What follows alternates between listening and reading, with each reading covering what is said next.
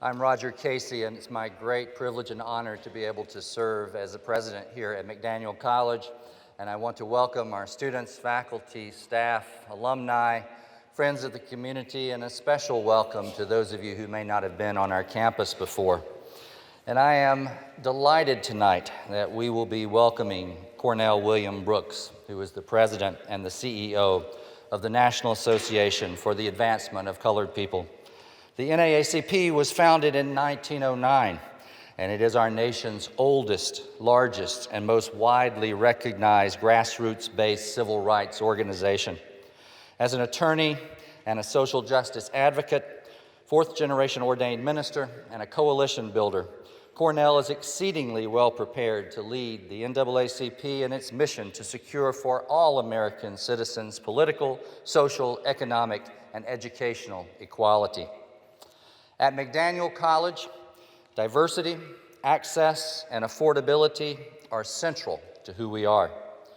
Founded at the end of the Civil War as the first coeducational institution south of the Mason-Dixon, we offered entrance then to all students without regard to race, religion, color, gender, or national or ethnic origin. However, it took nearly a century before our first two African-American graduates, Victor McTeer and Joseph Smothers, received their degrees in 1969. But today, students of color represent 36% of McDaniel's undergraduate population. 41% of our 1,600 undergraduates are the first in their families to attend college. And because McDaniel is committed to helping students succeed in maximizing their unique potential, regardless of their financial background, more than 90% of our students receive some sort of financial assistance to be here. And when it comes to maximizing potential, our speaker tonight, Cornell Brooks, is an excellent role model. I'm going to ask now that Jose Moreno, Director of Student Diversity and Inclusion, will come up and introduce Mr. Brooks. Jose recently joined us from Shepherd University in Shepherdstown, West Virginia, where he served as the Assistant Dean of Students for Student Conduct and Multicultural Affairs. Jose also leads our new EDGE program, working with students from Baltimore City Public Schools to acclimate to a McDaniel. Our program includes workshops, events, and an immersion experience for the first-year students from Baltimore. Jose, thank you.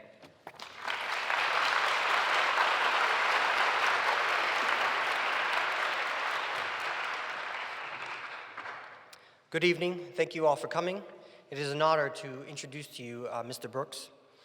As a graduate of Head Start and Yale Law School, Cornell has said he considers himself an heir of the Brown versus Board of Education decision. He earned a BA with honors in political science from Jackson State University, a Master of Divinity from Boston University School of Theology, where he was a Martin Luther King Jr. Scholar, and a JD from Yale Law School, where he served as senior editor of the Yale Law Journal and was a member of the Yale Law Policy Review. During his 4 years as a trial attorney for the U.S. Department of Justice, Cornell worked to secure the then largest government settlement for victims of housing discrimination and filed the government's first lawsuit against a nursing home alleging housing discrimination based on race. He has also worked for 8 years as special and senior counsel to the Federal Communications Commission and directed the Office of Communication Business Opportunities, where he worked to increase financing for small and minority and women-owned businesses. Most recently, Mr. Brooks led the Newark-based New Jersey Institute for Social Justice as president and CEO. Within a mere 5 years, the Institute passed a constitutional amendment, bail reform, ban the box, foreclosure reform, and prison reentry legislation, which the New York Times hailed as a model for the rest of the nation. He also produced an award-winning documentary on criminal justice. Since taking the helm of the NAACP in 2014, Mr. Brooks has served as the organization with renewed visibility and voice, leading the association in legislatures, courts, and the community against racial profiling and police misconduct while advancing the full range of the NAACP's civil rights agenda. Under his leadership, the NAACP has broadened, renewed, and initiated partnerships and coalitions, including building critical support for the passage of major education reform, criminal justice regularity reform, and expanding support for voting rights. His vision for the NAACP is a multiracial, multi-ethnic, multi-generational organization that is millions of members strong. The McDaniel community is deeply aware of and concerned about the social justice issues facing our nation today. Outside of this chapel stands a handsome new granite fountain. It is a gift by Mr. Vic McTeer, class of 1969, who helped integrate this college and now serves on our board of trustees. Mr. McTeer wanted to create a tangible celebration of diversity and peace at the heart of campus, and he selected two favorite quotes by his former professor and mentor, the late Ira Zepp, to be inscribed on either side. Let these quotes serve as guiding principles for our community here on the Hill. Love one another, always in all ways, and we must learn when to be water and when to be rock. In just a moment, I will turn the microphone over to Mr. Brooks. After his remarks, he and President Casey will have a conversation which will include some questions we've gathered from our McDaniel community. Please join me in welcoming Mr. Cornell Brooks to share his timely and important message.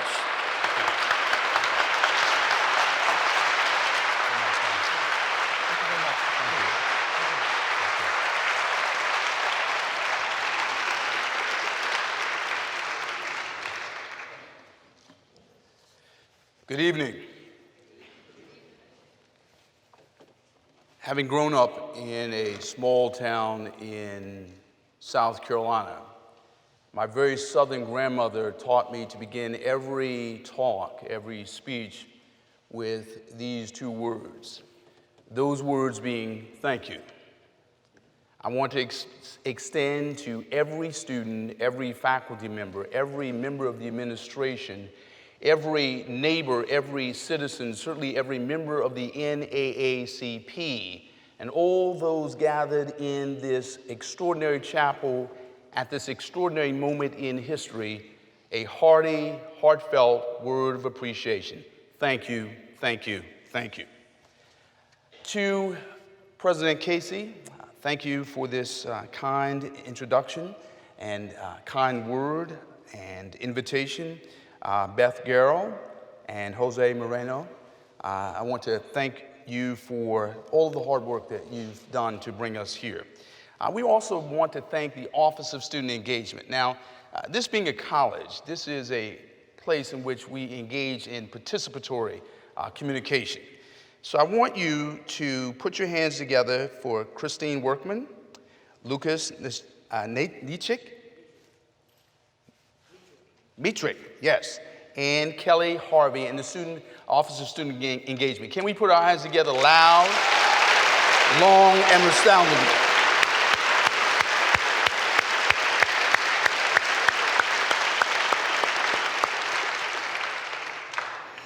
And there's another group of students who I'd like to extend appreciation to, colleagues, who are members of the Black Student Union. And if you don't mind, I'd like to just call them out. I want to just call out Deja Barnett and Alexandria Leonard, Jamar White, Sade Frazier, and Surona Fox, and Corey James. Can we put our hands together?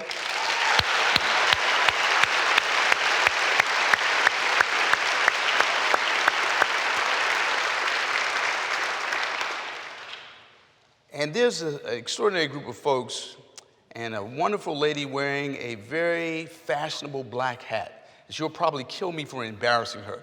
That would be President Lewis, who's the president of the local branch of the NAACP. Can y'all put your hands together?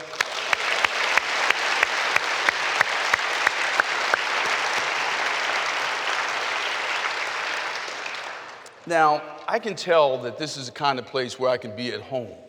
So I'm going to tell you a little story since we are in a chapel, but I'm going to ask that you exercise some degree of confidentiality. And I'm going to ask this story not leave this room. Can y'all help me do that? So now, this is an extraordinary gathering and assembly and constellation of students and faculty and administrators, and this is just such a distinguished crowd. But I need to let you all know that as a fourth-generation preacher and a trial lawyer, I've not always been so fortunate to be in the midst of such a distinguished crowd. Now, I want to tell you a true story of a young man back in the days when he was in seminary, a student not much older than you. I found myself in London, England, on a Sunday morning, standing outside of this beautiful Gothic cathedral with spires soaring up toward the heavens, stained glass windows reflecting the iridescent, multi-hued, multicolored beauty of God. And as a young, innocent, presumptuous preacher, I assumed that there were about 2,000 or so people in the cathedral waiting to hear this young, naive, presumptuous preacher preach. Now, I made my way into the church and I immediately noticed the obvious. True story. The pastor and exactly 2 members. One member I'll call Miss Jones, one member I'll call Miss Smith. Now, I did as I was taught to do, which is to say that you preach, you share, you speak to 2 people in the same way that you would to 2,000, with sincerity, with conviction, with a sense of one's calling. Now, as I made my way into the pulpit and I began to speak, I immediately noticed the obvious, that Miss Jones immediately fell asleep. True story. Now, as I was listening to Miss Jones snore with abandon, this only inspired me to speak and preach with greater fervor.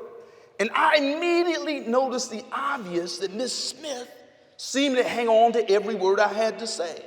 She tapped her feet, she clapped her hands, she nodded her head, and as is the case in my ecclesial tradition, she said amen and hallelujah at all the right theological moments. And I thought to myself, at least I'm reaching one somebody this Sunday morning. Well, I concluded my little homily, made my way to the side of the pastor, and the pastor said to me, Brother Brooks, I'm just so sorry. Miss Jones, she falls asleep on everybody. And Miss Smith is out of her mind and did not understand a thing you had to say. So you can see why I'm just so delighted to be here at McDaniel College in the midst of such an august and distinguished group of people, all of whom are wide awake and presumably in your right minds.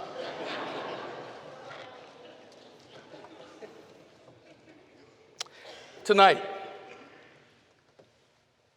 we find ourselves at a resplendent and sometimes dark moment in American history. It is a moment of tumult and trouble, conflict and challenge. It is a moment in American history where a woke generation of millennials from one end of the republic to the other are yet declaring through their activism, through their practice of democracy, in the words of Shakespeare, now is the winter of our discontent. This is a moment in American history where we yet see a generation of young people in so many American cities that have been profiled, criminalized, brutalized in places like Ferguson and Cleveland and Charleston and North Charleston in New York. Cities all across the country where people, young people, have had their God-given dignity debased and defamed and dehumanized. It is a moment in American history where we have seen an unrelenting effort to suppress the votes of not only African Americans, not only Latinos, not only Native Americans, but young people. It is a moment in American history that yet calls to mind the words of a first lady who declared 75 years ago, "This is no ordinary time." This is a moment in American history in which we realize that this is no random mark on the Gregorian calendar. This is no odd moment to be reminded, or you to be reminded by virtue of your cell phone or your mobile device via a chime or a beep. This is no random moment in American history. This is not a matter of happenstance or coincidence. We are literally standing at a moment in which this generation of millennials, this generation of students is being called by history and circumstance to stand and take on our times. It is a moment in which college campuses are being torn asunder by tough and difficult issues that cannot be swept under the rug, cannot be tweeted away, can't be posted away. They're issues that literally challenge and conflict the conscience, challenge faculty members and administrators, students, to think hard and long about what this country is about and what kind of a country are we willing to be. This is an extraordinary moment in American history. But I'm reminded that this moment in American history is one that calls to mind certain iconic images of the past and certain challenging images of the present. If I could just ask you to walk with me through your moral imagination into a building not too far from here in Baltimore, that being the headquarters of the National Association for the Advancement of Colored People. Were you to walk with me into that building, you would notice in every room it is appointed with American ideals. In every room it is decorated with the blood, sweat, and tears of those who aspired to a better country and a better America. In every room we're reminded of the beauty and the brilliance of African Americans who stood beside Americans of every hue and every heritage to make this country a better place. If you were to walk with me into that building, you would yet see, when you walk through those doors to your left, a bronze statue of a black man with a leonine figure and a prophetic gaze by the name of Medgar Evers. You can yet see in the countenance of his face courage. If you were to walk with me down those hallways, you would notice a picture of a young man with a ministerial moral maturity and an intellectual gravitas. His name was the Reverend Dr. Martin Luther King Jr. Walk with me down those hallways. You yet see sepia-tone photographs, black and white pictures of yesteryear of a woman whose face and shy demeanor belied a fierce sense of determination. Her name was Mrs. Rosa Louise Parks. Those pictures are not merely pictures of yesteryear, but pictures of this moment. Because were you to walk with me down the corridors of the headquarters of the NAACP, you would also notice pictures of the woke moment we find ourselves in. There's a picture of a young man with his hands held high in the air, tears running down his cheeks. This is a picture of not a young protester in Ferguson, Missouri, yet declaring, hands up, don't shoot. It's a picture of a 12-year-old boy crying in Florida in the wake of Trayvon Martin's death. It's a picture of this generation, this moment in American history. If you were to walk with me down those hallways, you yet see pictures of millennials rising up, students rising up, asserting their constitutional dignity, rising to the full measure of their American courage, rising to the full measure of their militancy. But may I remind you, this is a moment in which we face two issues that speak to the character of this generation. Those issues being voting rights and criminal injustice in the criminal justice system. If we think about the fact that we live in an epoch and an era defined by two tones, two intellectual discourses. The first by a scholar named Douglas Blackmun, who wrote a poignantly titled book called Slavery by Another Name, chronicling that penal caste system in which black people, particularly in the South, from the period of Reconstruction into the 40s and 50s, were treated as a subset of American citizens who were treated as criminals in their democracy, convicted of minor crimes, treated as major offenses, put into prisons, into jails, and literally having their bodies and minds rented out. Second book, by a legal scholar whose name is Michelle Alexander, who wrote a poignantly entitled book, The New Jim Crow, describing this ugly era of mass incarceration.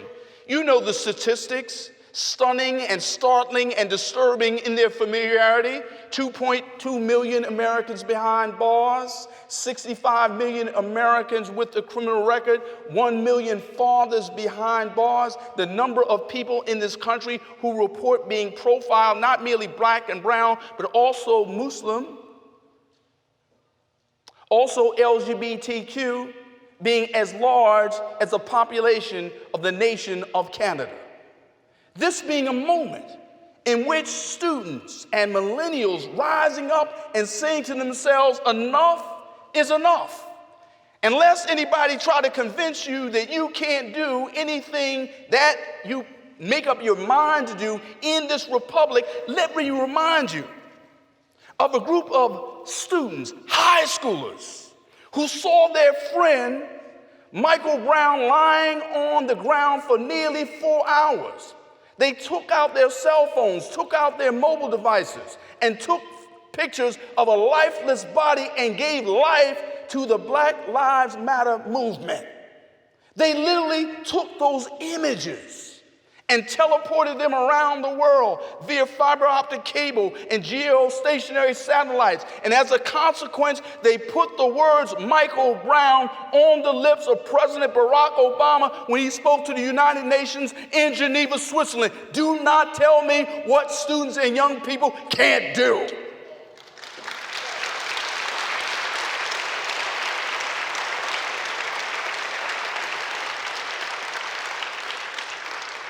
All around the country, we see students standing up and asserting that there's something profoundly wrong in this democracy.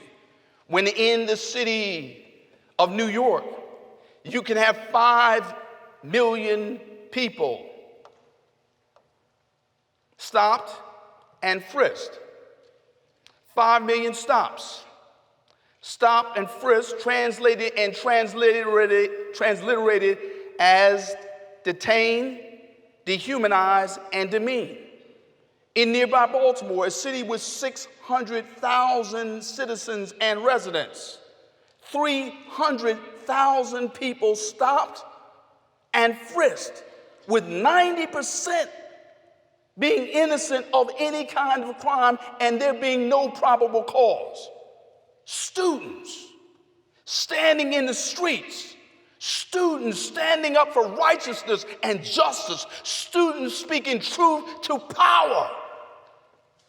It is that kind of a moment. It is a moment in your lives, the likes of which is your civil rights movement. Let me be clear about this. This is not your grandparents' civil rights movement. This is a post-millennium civil rights movement that encompasses the movement for Black lives, but also encompasses the movement to reform the criminal justice system, to reform the voting system, to deal with economic inequality, income inequality, and income variability. It is a movement that addresses the Flint water crisis and environmental racism. It is a movement that is rooted not in the streets, not on the college campus, but in our hearts. who we are, what we stand for, our sense of integrity as a republic and as a country. This is the movement and moment that we find ourselves in. Can I give you another example? You're familiar with the fact that we have 65 million Americans with criminal records. Your brothers and sisters who, when they go to apply for a job, are often asked a seemingly innocuous question: have you ever been arrested or convicted of a crime? And people finding that their chance of getting a call back, an interview, any opportunity to provide for their families being routinely denied. But I cannot tell you about a group of students who came into my office in Newark, New Jersey, and they said to me, look, Mr. Brooks, we came here to pass your ban the box law. We got our own campaign. We have our own public relations. We got our own strategy. We just need you to sign off. I said, well, I've been in this business for a moment or two. As students, y'all want to take any advice from somebody who's a little older? No, we got that. Sometimes, those of us who are older got to be a little humble. But here's what I noticed.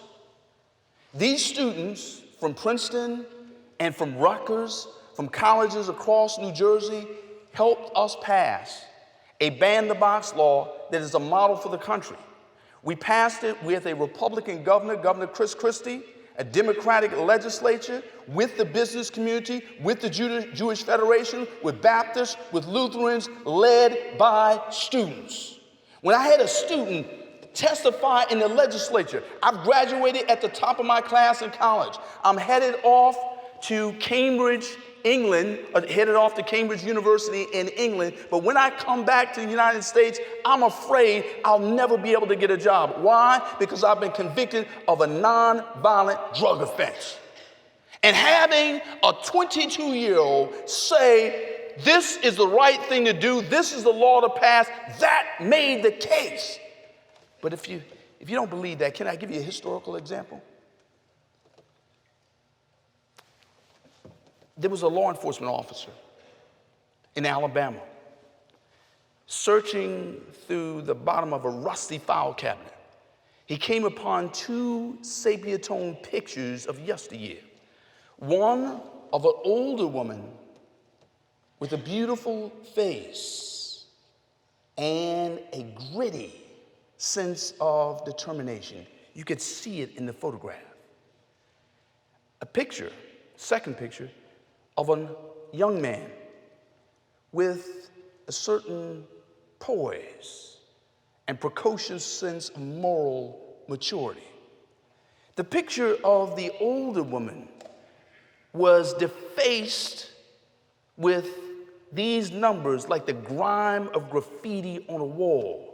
The numbers were these: 7063, 7063. Beneath the young man's picture were these numbers: 7089, 7089. We don't know the somewhat older woman by the mugshot number, by the correction system number, 7063. We know her by her given name, the name that school children the world over know her, Mrs. Rosa Louise Parks. We don't know the young man by the number 7089. We know him by his given name, the Reverend Dr. Martin Luther King Jr. We understand that people are not to be judged by their criminal records. The sum total of your measure, your dignity as a human being, is not captured and calibrated by your criminal record number or your mugshot number, but by your status and your station as a child of God. And all across this country, we see students standing up and saying we've got to turn around this criminal justice system. We see it because they well understand that criminal justice reform is predicated on the notion that if a man has paid his debt to society with the hard currency of responsibility, he deserves a second chance, particularly if he never had much of a first chance. There are those who understand that Freddie Gray is not somebody else's child in somebody else's neighborhood. Freddie Gray is you. He is a citizen, was a citizen of this republic. When you look at that young man, when you look at his face, you should see yourselves. Because who are we to assume that but for a turn of circumstance, but for a financial aid grant or a student loan, we might not be where he was and where he ended up instead of where we are and where we sit tonight. That's the moment we're in. But can I tell you, this post-millennium civil rights movement is even bigger than that. Think about the right to vote. Only a few years ago, the Supreme Court issued a constitutionally flat-footed and morally wrong-headed decision called Shelby versus Holder. And in that Supreme Court decision, they gutted the Voting Rights Act. Why is that so important? The Voting Rights Act is regarded by legal scholars as the most important and most effective civil rights legislation. And in the wake of that decision, we've seen a Machiavellian frenzy of voter disenfranchisement from one end of the country to the other, in the state of Texas. Ask yourself this question. How is it that the state legislature, in the wake of the Shelby decision, decided or passed legislation which allowed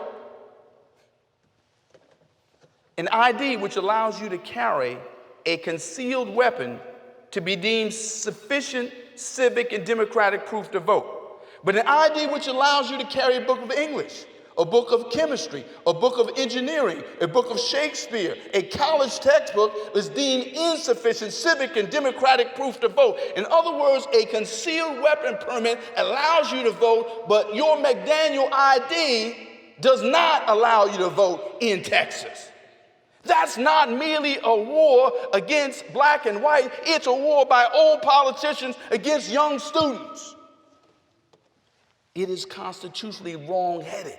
Unless you think Texas is some kind of disenfranchisement aberration, what about in the state of North Carolina? You recall North Carolina was in the bottom of the pack in terms of voter participation. And so we had those in the state legislature pass laws which allowed 16 and 17-year-olds to pre-register to vote. For folks to use their college and high school IDs to vote on Sunday, to register on voting. On Sunday, you have early registration, souls to the polls. After the Shelby decision, the state legislature literally took everything away. And what they decided was an ID which allows you to walk across the campus of Camp Lejeune at Fort Bragg to be sufficient civic and democratic proof to vote. But an ID which allows you to walk across the campus of North Carolina A&T, Duke University, deemed insufficient proof to vote. Is that a war? Is that your grandmother's voter suppression from 1950? Or is this a kind of post-millennium Jim Crow 2.0? Old politicians at war with young voters. I want to suggest to you it is the latter. And this is not an aberration in the state of Alabama. How is it that the state legislature literally suppressed the vote of nearly 500,000 people? They pass a law which says we're going to require a government-issued photo ID. Now, somebody may be asking the question, well, isn't that reasonable? You need the ID to go to check out a book at the library. You need the ID to drive. That's reasonable to require an ID to vote. It will prevent voter fraud. Well, here's what we know. Out of 1 billion ballots cast, we only have 31 instances of voter fraud. Only 31 times somebody's impersonated somebody else trying to vote. Now, what we've seen is quite simply this. Statistically and empirically speaking, you're more likely to meet the tooth fairy standing next to Santa Claus at the ballot box and encounter an actual instance of voter fraud. This is what we know. But we also understand that this is a war by old politicians against young voters. We at the NAACP understand very clearly that we are in the fight of our lives and we need student activists to help us do this work. We understand that the right to vote is a civic sacrament in the temple of our democracy. We in the NAACP understand that when you walk into the ballot box, it is not colored the red, white, and blue that you see on those stickers, I voted today, it is literally colored the blood, sweat, and tears of our forebears who laid down their lives to vote.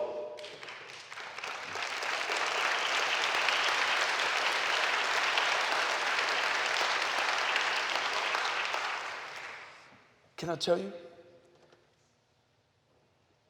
We know on this college campus, as students of history, as students of the civil rights movement, that the right to vote in the firmament of our freedoms, in the constellation of our civil rights, shines like the North Star. And we say as a republic, we will not allow that light to dim. We will not allow that dark light to darken. We will not allow that light to go out. We will stand and fight, and if need be, die for the right to vote.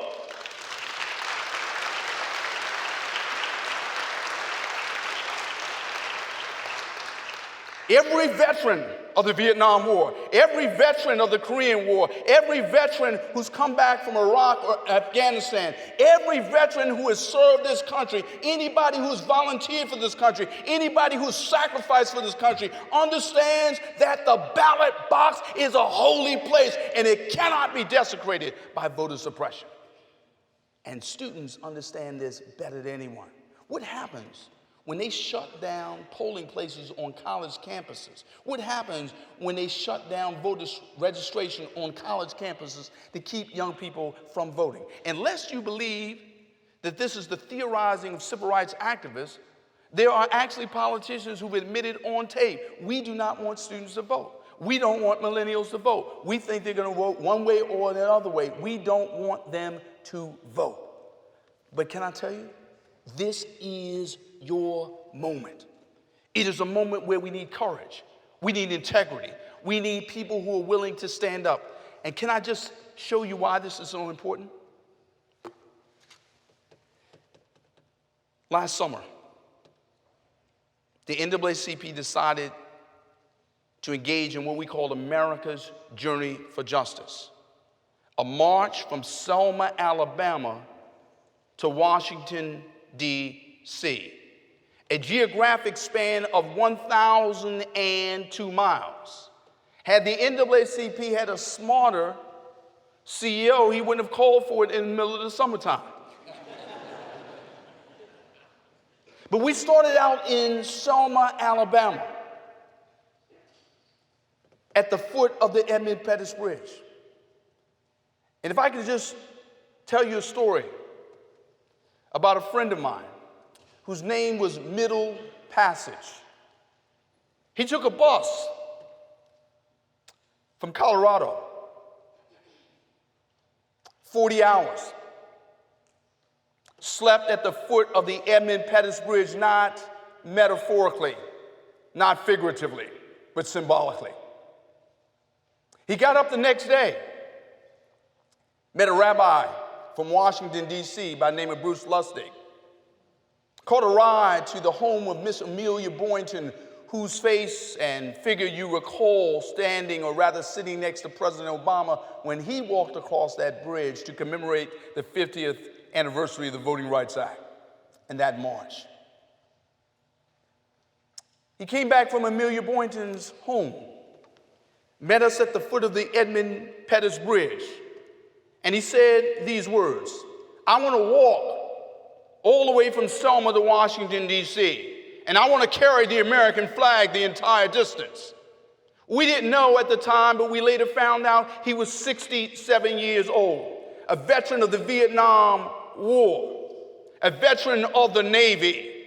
He picked up the flag, carried it 920 miles, came to a little town in the Commonwealth of Virginia called Spotsylvania, walked through a rainstorm, and in the course of that rainstorm, he kept the flag wrapped up. But when the rain stopped, the clouds parted, the blue sky emerged. Middle unfurled the flag, and when he unfurled the flag, he literally collapsed to the pavement. A group of students off to my right saw what happened to Middle.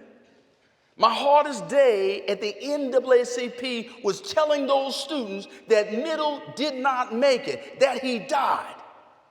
The hardest question I've ever been asked at the NAACP was this, by those same students: if a man was willing to die for the right to vote, why can't we vote and fight for the right to vote?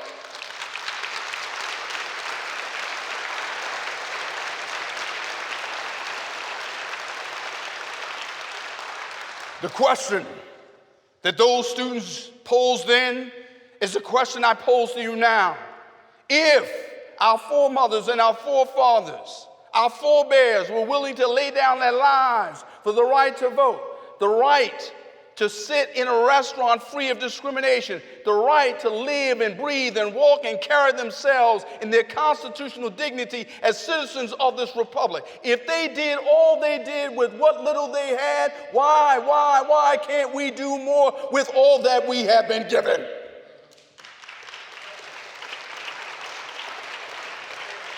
There's a generation of your forebears who are looking at you in this moment, and they're saying to themselves and yet saying to you through the eloquence of their example, this is your civil rights moment. This is your time. Use your minds, your hearts, your ideals, your intellect to literally change the course and trajectory of this republic. This is your movement.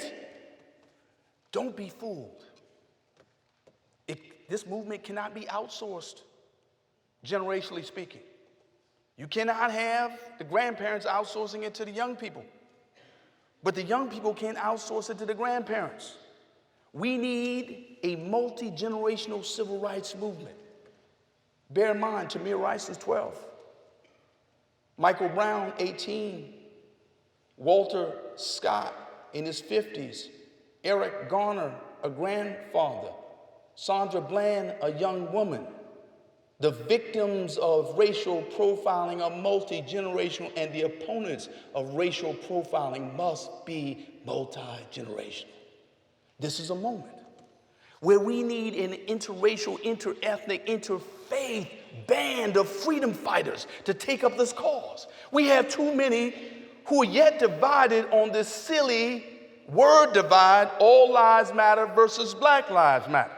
Where the NAACP, we simply assert this: Black Lives Matter is the moral predicate to the ethical conclusion that all lives matter. Unless the first is true, the second can never be true.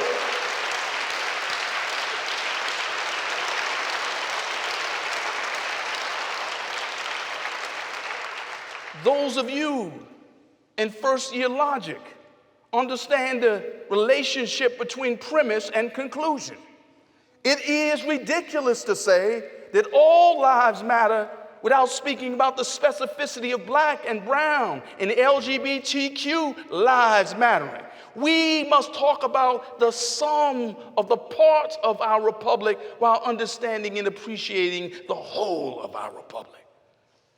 I want to say to you tonight, let this be not a gathering for the moment, not an inspirational ellipses in your college education. Let this be the moment in this sacred chapel where we dedicate ourselves to the cause of civil rights. We dedicate our research. We dedicate our activism. We dedicate our conversation. We dedicate dialogue. We dedicate engagement. We dedicate protest to this cause before us. And if by chance anybody's tempted to grow discouraged or disheartened, I want to leave you with these words which are found on faded manuscript, entombed in the Rare Book Library on the campus of Yale University, and inscribed on the hearts of members and supporters of the NAACP all across this country. The words would be these: lift every voice and sing till earth and heaven ring. Ring with the harmonies of liberty. Let our rejoicing rise high as the listening skies. Let it resound loud as a rolling sea. Sing a song full of the faith that the dark past has taught us. Sing a song full of the hope that the present has brought us. Facing the rising sun of our new day begun. Let us march on, let us march on, let us march on, let us march on, let us march on, till victory is won.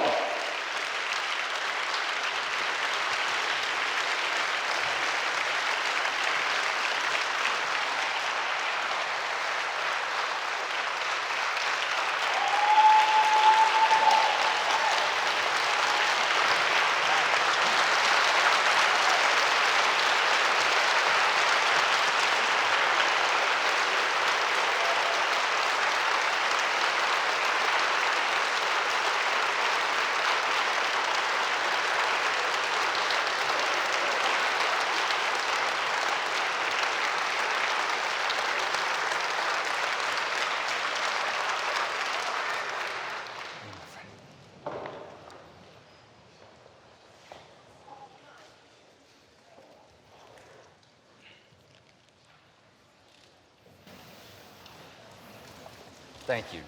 Thank you. Thank you. Thank you. You've talked tonight about a post-millennial era of civil rights. If the Reverend Dr. Martin Luther King Jr. were alive today, if Malcolm X were alive today, how do you think their messages might have changed from the message of the 60s, or would they be continuing the themes that they brought out then?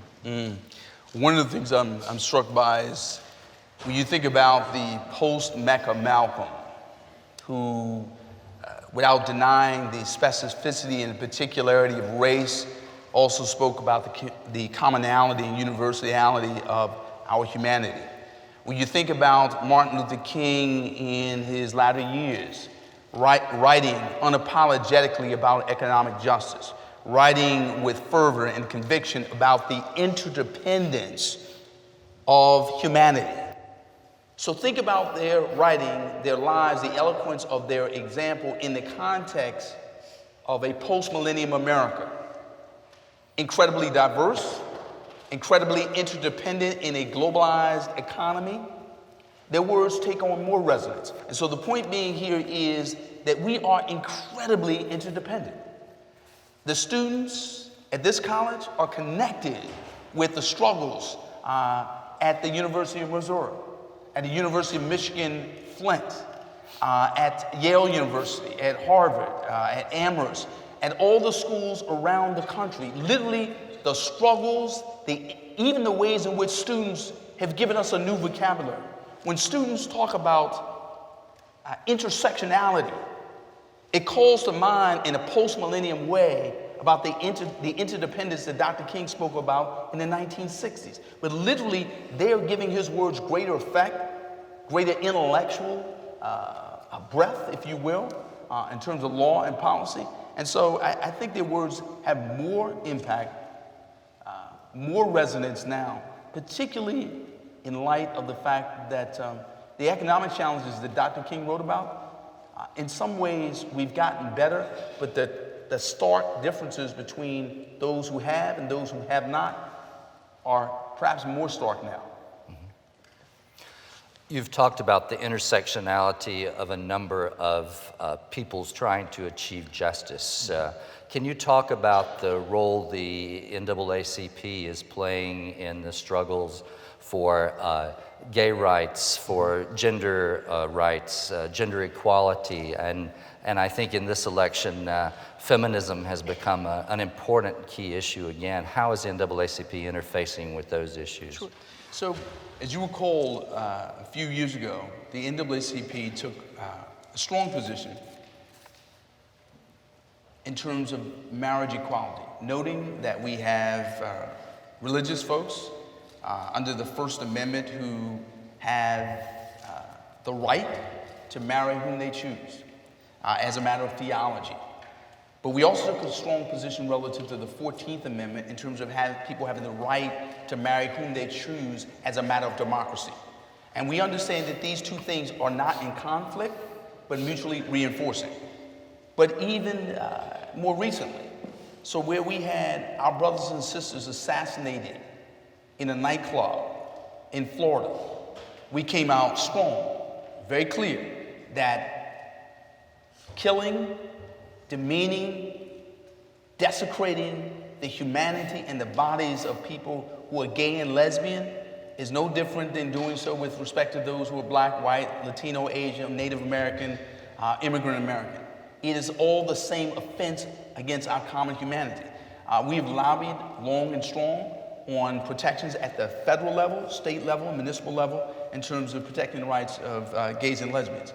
In terms of feminism, I don't want to make a partisan observation here, but I would just simply say this. The NAACP has been very clear that the misogyny in the current political discourse is offensive. It runs counter to our views. Let me give you a little story.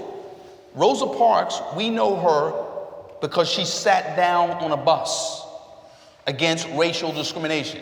What we know less about is the fact that nearly 10 years before, she stood up for the rights of rape victims. She was a criminal investigator on behalf of the NAACP, and so she stood up for women's rights even as she sat down for the rights of African Americans. The relationship between race and gender, the relationship between race, gender, and sexual orientation is the relationship that spans our humanity. And so you cannot put the NAACP in a racial box, and nor can you do that with any of the students here. You either stand for right or you stand for wrong. But you cannot simply stand against a brother or sister in our common humanity and claim that you are in fact promoting and pursuing righteousness. You've challenged our students to lives of activism. If someone is accepting this challenge, what is your advice on the first steps towards action? Well, to be candid with you, I'm very much a believer that activism is a heart activity, but it's also an intellectual activity. And if I can just share with you a story. When I was in college, a sophomore, we had a speaker come to campus and he asked 3 questions. He said, how many of you believe that America is a great country? Nearly everyone raised their hand. He then asked the question, how many of you read the Constitution in its entirety? Then he asked the question, how many of you believe that Martin Luther King was a great man? Everyone raised their hands. Then he asked, how many of you have read all of his books? No one. Then he asked, how many of you believe in God? Everyone raised their hand. Then he asked, how many of you have read the Bible from Genesis to Revelation in its entirety? I was one of the ones who could not answer the affirmative to any of the questions. And as a consequence, I've read the Constitution in its entirety, read Martin Luther King's works in their entirety, the Bible in its entirety. And that put me on a course of activism. In other words, activism is intellectual activity. And for me, understanding Kant, understanding Rousseau, understanding Walter Rauschenbusch, and the work of the Boston Personalists, intellectual activity that undergirded my activism. And so what I would say to students here, it's important that you use your studies, use the intellect to fuel your ideals. So the work that you do in the library, critically important. But we don't want to separate the life of the mind from the life of activism. And so demonstrating, protesting is important. But it's important to focus on not just shutting City Hall down, but once you walk in the building, be able to write the ordinance or write the law. What were some key moments in your own journey uniting both this life of intellect and this life of action? So, key moment, the president heard me tell this story, and I'm going to tell this story again, and I just don't want y'all to repeat it. As a student, back when I was in college, there were a large group of Iranian students who, there was an unpopular demonstration, the hostage crisis, and we had 900 Iranian students kicked out of college en masse. I went to a demonstration. I wasn't leading the demonstration, I just went to the demonstration. So a few years later, I was Associate Chief Justice on the student council. And the Dean of Students said to me, tongue in cheek, he said, it's interesting that you are presiding over these disciplinary proceedings. I said, why is that? He said, because you were at that demonstration when you were, I think, a freshman, and when we kicked out all those students, you were there, we were going to kick you out. And I said, well, how was that? How did you even know I was there? Because we took pictures of the crowd from every angle. And I'll just tell you, knowing that I was almost expelled for doing what I thought was the right thing said a lot to me. 1, know the law, know the rules. 2, don't back down.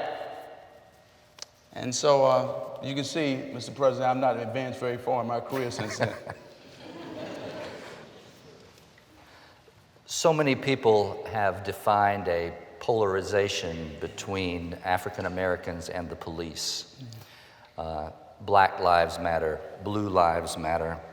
Can you talk about the actions that we must take to move beyond this polarization?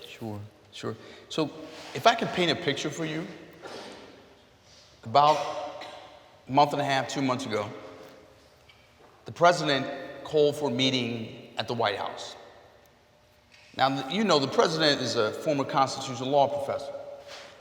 And I was joking with someone that I think he was channeling his inner law professor. He had a meeting that was 5.5 hours long. When you meet with the president, it might be a half hour, might be an hour, but not 5.5 hours.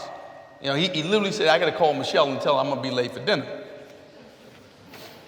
But in that room, there were students, the age of these students. So we had 19-year-olds and 20-year-olds. We also had civil rights leaders in their 40s and 50s. We had the Attorney General. We had the Secretary of Labor. We had chiefs of police and mayors of cities. And here's what we started. We started with the proposition that it is an ungodly shame for anybody to lose their life unnecessarily. Whether you have black skin or brown skin or wear a blue uniform. That's the founding moral precept to the meeting. Then we started talking very specifically about what do we do? We need police accountability in terms of civilian review boards. It cannot be, for example, in the city of Chicago, that you have $500 million in legal settlements, hundreds and hundreds of cases investigated by the police without ever talking to a witness. Most of us think that, having started off my career at the Justice Department, what I know about investigations is when you conduct an investigation, you generally talk to a witness. Key. 3, we need technology, the body cameras. But that also presumes the training, because we've seen too many instances where you have the body cameras and they're not turned on. 4, a fundamental change in policing. We got to change the model and modality of policing. And what we mean by this is that if police are seen as guardians as opposed to an occupying army, or a guardian model, not a warrior model, it builds trust. And when we have trust, police officers, let me emphasize that, police officers are safer. Prosecutions are easier. Investigations are easier. Witnesses are more likely to come forward. What I have found in nearly every place I've visited in the country is the same thing 19-year-old activists are saying, the most thoughtful criminal justice experts are also saying. Our challenge is getting past distrust to focus on what works. Last point here. In Ferguson, Missouri, 1 point of accountability. Darren Wilson was not held accountable in Michael Brown's death. 1 point of accountability. When the Department of Justice brought that pattern and practice lawsuit, pattern and practice settlement, and issued that report, that came about as a consequence of the evidence. Evidence derived from statistics mandated by the racial profiling law that the NAACP wrote. And we wrote it working with the governor, working with people from all backgrounds. Here's the point. When you get people to trust one another, focus on results, and get something done, you can make things happen and keep people's lives safer. In many parts of this country, a young African American has a much greater chance of going to prison than college. How has the educational system failed? Is it redeemable? What are the actions we need to take? I would say it is true we have far too many people in prison as opposed to on the college campus. But I would note this, the entirety of our educational system is not failing. We have a great many places where it is not serving students well, is not delivering well. But I just want to say, as somebody who's a graduate of Head Start and Yale Law School, I kind of think Head Start is a success story. I also want to say that we have students not too far from here in Baltimore who are some of the brightest in the country. My understanding, this college understands that and has been working to address the fact that brilliance, like a sense of humor, is pretty randomly distributed. Okay? We know what works, but we have a challenge here in terms of equitable funding of education. We have a challenge with respect to making sure that we don't get in the way of innovation in our public schools.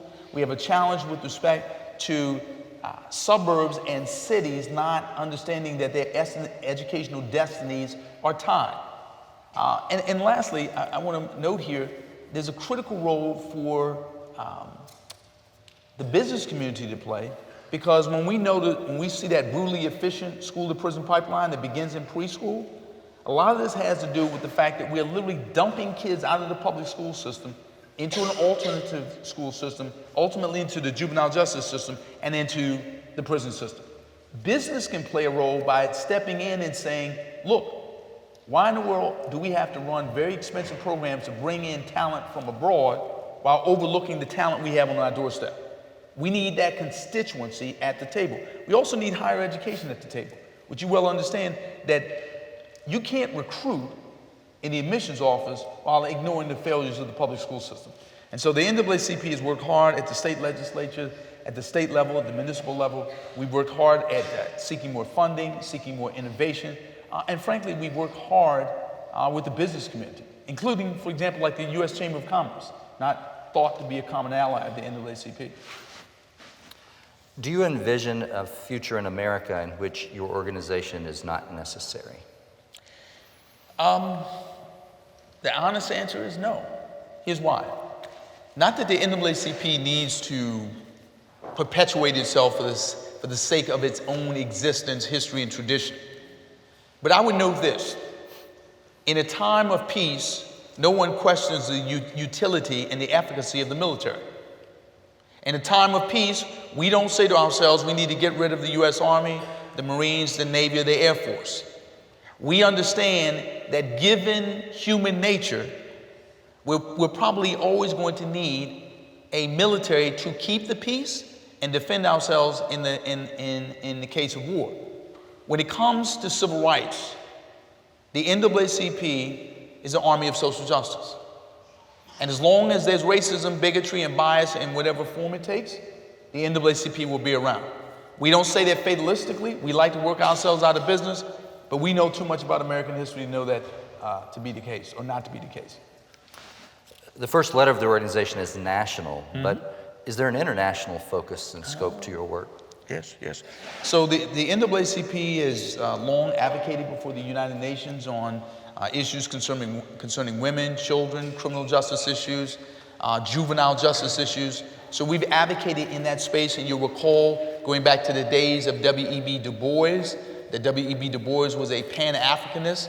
So we've long been involved in that space. So for example, in Haiti, where we have Haitians who've had their citizenship questioned, where we've had international crises of one sort or another. The NAACP has been active in Congress and in international bodies as well. You introduced Du Bois. Where do you stand in the discussion between Du Bois and Washington? So here's what I noticed. It's a generational observation. I think that this generation has been the most thoughtful in terms of embodying the ethic of both Du Bois and Washington. So you see an entrepreneurial spirit among millennials, a sense of self-help, self-reliance, do for self. The whole Bank Black initiative really is a Washingtonian spirit. But there's also, I think, a certain intellectual nod to W.E.B. Du Bois. So when you look at the work of intersectionality and the work of Kimberly Crenshaw as reinterpreted through millennial lens, you really see a focus on business, if you will, and a focus on the brains, if you will, of advocacy, with the two not being mutually exclusive, but mutually reinforcing. So,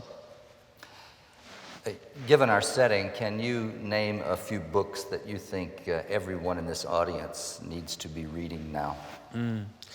I would say, I'm gonna just go back to some of the works that got me started on my journey. I would say definitely the works of Dr. King. I'd read them all. Gandhi, My Experiments in Truth, Mohandas K. Gandhi. I think Michelle Alexander in more contemporary terms. Anything by Derek Bell. Slavery by Another Name by Douglas Blackman.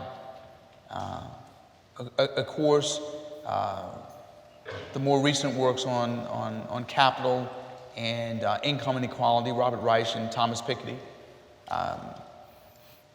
The one thing I would say here is your reading list is ultimately your own. But I would say it's important to read literature as much as economics and political science, because I continue to be inspired by James Baldwin. Whenever I need my spirit fed, I read Du Bois, I read Baldwin, I read King. But the most important thing is to read widely, sometimes indiscriminately, sometimes to relieve stress, because when you feed your mind, you feed your spirit. I think we're now 15 days out from an election. People probably have recognized there's an election going on. Maybe. On November the 9th, how do we start to heal?